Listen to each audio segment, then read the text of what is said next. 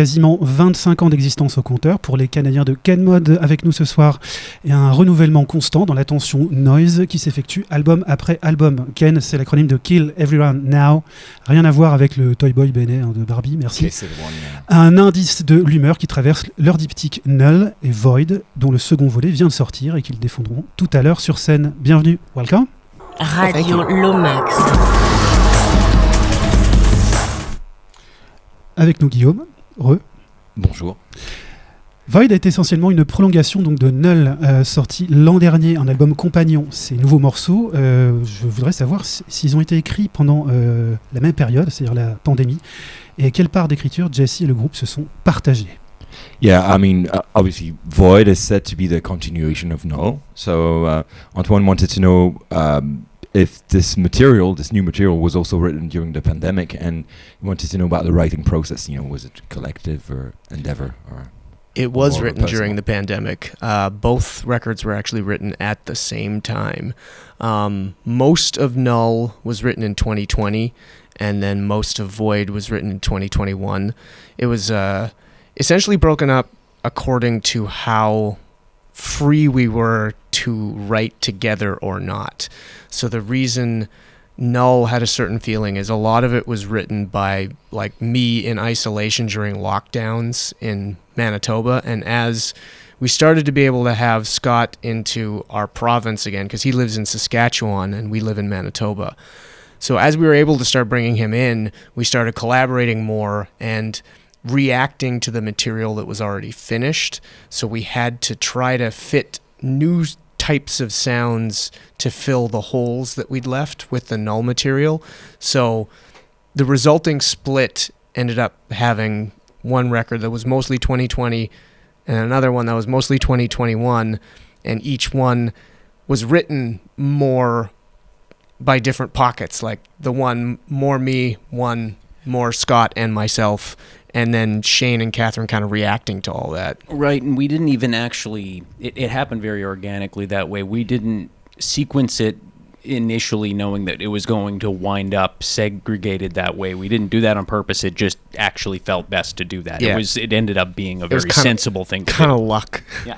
Yeah, it was interesting how that played out, because that's usually the way a lot of producers approach. They always tell you not to get too married to a track listing. Wait till the songs are mixed, then we'll figure it out. So we didn't even think about what song should go on which album till it was all mixed. And then it just so happened that everything that was written earlier wound up on the first one. I think organically, emotionally, the arc of it is very sensible, and it's a very human arc. Yeah. I think that it's a very experiential, and it just ended up being it was a really organic way of putting things together. Ouais, alors donc effectivement les deux albums ont été écrits, les chansons qui sont sur les deux albums ont été écrites pendant la pandémie. Mais pas exactement à la même époque. Null, c'est plutôt 2020 et Jesse était vraiment la force motrice derrière ces titres. Et puis en 2021, il y a eu des changements.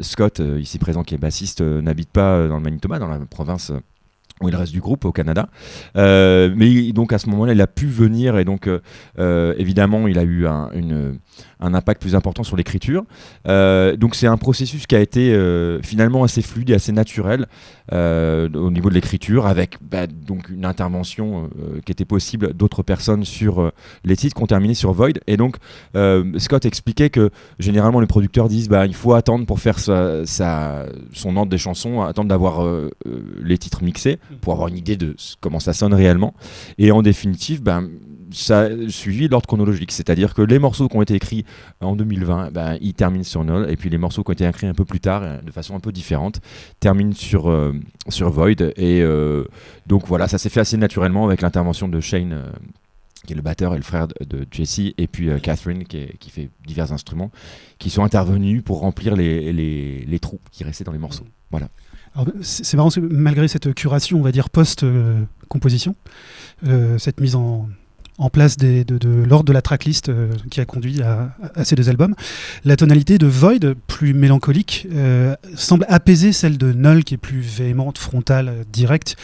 Et ça, est-ce que c'était voulu au début? Yeah, I mean, the tone for Void is obviously more melancholy, and Antoine was wondering, it was meant to be a counterpoint, a quieter counterpoint to null, or has it just happened?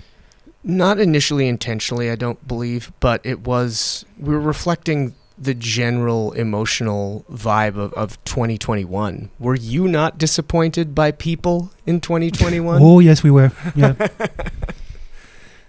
Ouais. Donc effectivement, c'était pas intentionnel. Ça, ce qui se passe par rapport à Void, au titre composé en 2021 et qu'on retrouve sur Void, c'est que ça reflète l'humeur de 2021. Et il a dit, n'avez-vous pas été déçus par les gens en 2021? Additionally, I also think that adding me, as we did, more of me to any situation winds up with things being an awful lot more sad than they were when before I arrived. So there's that too. Et donc Scott de dire, et n'importe quel projet, n'importe quelle composition dans laquelle je suis impliqué va nécessairement être un peu plus triste. He's a true goth. Yeah. C'est un vrai I say gothique, that. ouais. Ouais. Antichrist. Notre corbeau. Ouais. L'arrivée de Catherine dans le groupe, donc multi-instrumentiste qu'on retrouve au sax, au clavier. J'aimerais qu'on en parle et ce qu'elle a marqué en termes de créativité pour le groupe. Yeah, Antoine wanted to know about Catherine becoming a full-time member in the band. You know, she had played on previous records. So do you consider that's the start of a new creative era? Is it something that you conceive of as some sort of a new beginning or not? I do, and we haven't really begun it yet. She obviously played on our Loved record, and we didn't bring her out as a touring member yet because she was only on 3 songs. It didn't make sense to bring a whole other person out for 3 songs, and only 2 of them, excuse me, were going to be in the set.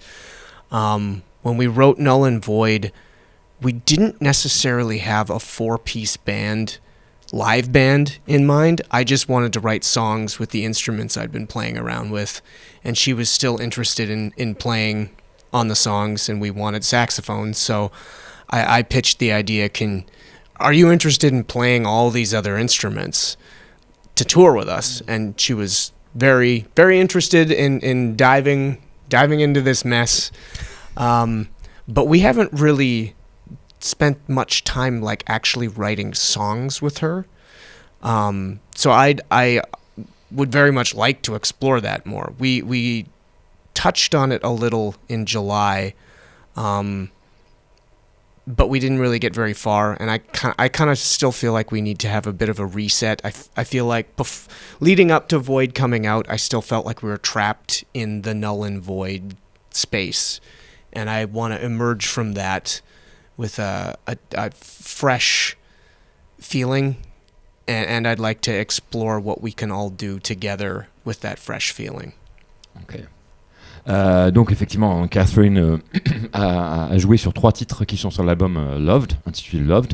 Et évidemment, c'était pas du tout pertinent qu'elle participe à la tournée dans la mesure où dans le set, il y avait que 2 des 3 chansons qui étaient jouées, donc c'était aberrant. En revanche, quand Jesse a écrit les morceaux pour Null, il a voulu utiliser du sax et puis d'autres instruments. Il a une formation classique. Il a voulu utiliser d'autres instruments, notamment du sax, et donc c'était assez logique que Catherine participe davantage. Et ce qui s'est passé également, c'est que ils envisageaient d'avoir un 4e membre, et donc l'idée lui a beaucoup plu à Catherine, et donc elle a participé à ce projet un peu fou qu'est le groupe, ce sont les mots de Jesse. Et donc effectivement, cette idée d'une écriture commune, c'est quelque chose qui intéresse beaucoup Jesse et le groupe. L'idée, c'est de pouvoir sortir un petit peu de cette ambiance qu'il y a sur Null et sur Void, et de retrouver de la fraîcheur.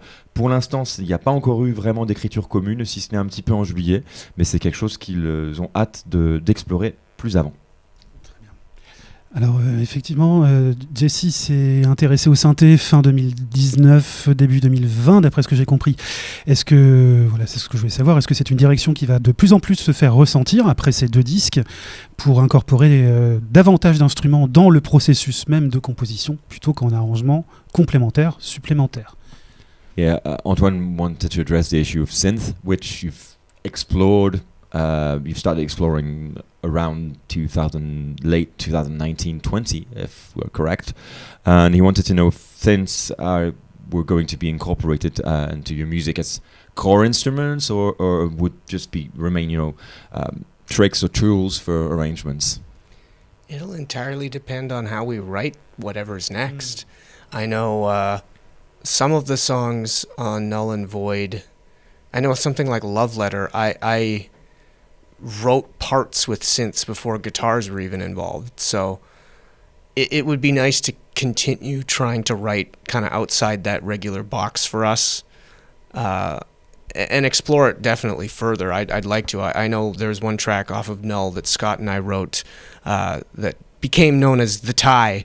I'd love to mess around more with aesthetics like that, because I think it's a little different for us, not what people generally expect, and it's a lot of fun and really heavy. Well, and I think one thing that we haven't quite caught up with yet, we're composing that way, but we haven't figured out how to perform that way. That song that Jesse just mentioned in particular, The Tie, is something that I think that there's a lot of, it's ambitious for us as a band that's known for doing what we do live to try to make space for that, but I think it's worth doing. It's just, we have to learn how to do it. It's a lot of pressure on us, but I mean, if we're not going to put pressure on ourselves, then what the hell are we doing? We'd also have to write it with playing it live in mind. The Tie was not meant to be played live. So, I mean, you can troubleshoot your way around it, but it'd be cooler to write something that like you meant to play live and smash people with. See, and I think we just sorted it out here, right now, that this is what we're doing next. Yeah. Okay. Donc, voilà, il n'y a pas de réponse toute faite à cette question de la place des synthés des claviers dans l'avenir. Évidemment, ça dépendra des chansons qui sont écrites. Mais ce qui est intéressant, Jesse expliquait que pour Love Letter, qui est le premier titre de l'album Void, il a utilisé le synthétiseur pour composer. C'est le premier instrument qu'il a utilisé, et il aimerait donc explorer cette façon de faire. Et Scott insistait également sur le fait que ce qui serait intéressant, c'est pas simplement de composer avec des claviers, mais également de penser à la scène, et c'est-à-dire au fait de les jouer sur scène. Évidemment, c'est un défi à relever pour un groupe qui est un groupe plutôt guitare à la base, mais vraiment penser à la scène, penser à écrire un morceau avec des synthés pour le jouer sur scène, c'est un défi, et Scott de préciser que si eux ne sont pas capables de se mettre eux-mêmes la pression et de relever ce genre de défi-là, ce serait plus le groupe qu'ils sont. Très bien. Et pour terminer, je vais passer à l'avant-dernière question. Voilà, je me demandais, parmi plein de groupes des années 90 dont le groupe tire ses influences, Jesus Lizard, Helmet, etc., beaucoup arrivaient finalement à survivre de leur musique à l'époque de façon, on va dire, plus aisée qu'aujourd'hui, pour ne pas dire plus facile. C'était pas forcément vrai. Donc tous ces groupes arrivaient parfois à vendre des caisses de disques. Et est-ce que ce glitch dans l'industrie d'aujourd'hui, cette espèce d'entrefilet de liberté, pourrait se reproduire aujourd'hui? Yeah, during the 90s, there were quite a few unconventional bands. I mean, you've heard the names, and Helmet, Primus could be mentioned as well.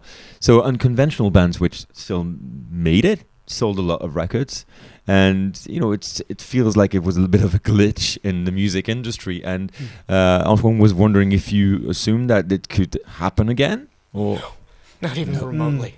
No. I don't think it should have happened in the first place. Okay. I'm thankful it did, but yeah. We have no delusions. We don't think this is ever going to amount to anything that sells millions of records. Okay. Very astute, though, that Primus came up, because that is a band that everyone would presume that we don't like, but we actually uniformly like. Mm-hmm. I don't know what Catherine feels, though. Yeah, that's a good point. I was surprised when fancy that? I don't know. I guess we'll have to ask. Yeah. Ouais, donc Jesse de dire non, ça aurait jamais dû arriver et ça n'arrivera jamais de nouveau, c'est pas possible. Et Scott de préciser, c'est marrant quand tu mentionnes Primus, parce que je ne fais que traduire, parce que Primus c'est plus que ça. Primus est un groupe après, ça va. Primus est un groupe que les gens n'envisagent pas comme une influence de Ken Mode, mais qui est un groupe autour duquel ils sont tombés d'accord. Alors ils savent pas par rapport à Catherine, ils vont lui demander si Primus est un groupe qu'elle aime, mais en tout cas les autres membres du groupe aiment beaucoup cet excellent groupe qu'est Primus. We're old. Oh shit, yeah. Bon, on va tous déprimer sur notre âge, sur nos âges respectifs. 35 ans. Oui, ça c'est bref. Et les remercie. Thank you so much for answering or weird questions. Oh, thank you for having And us. see you on stage. Merci infiniment. Merci. Merci. Thanks a million, of course.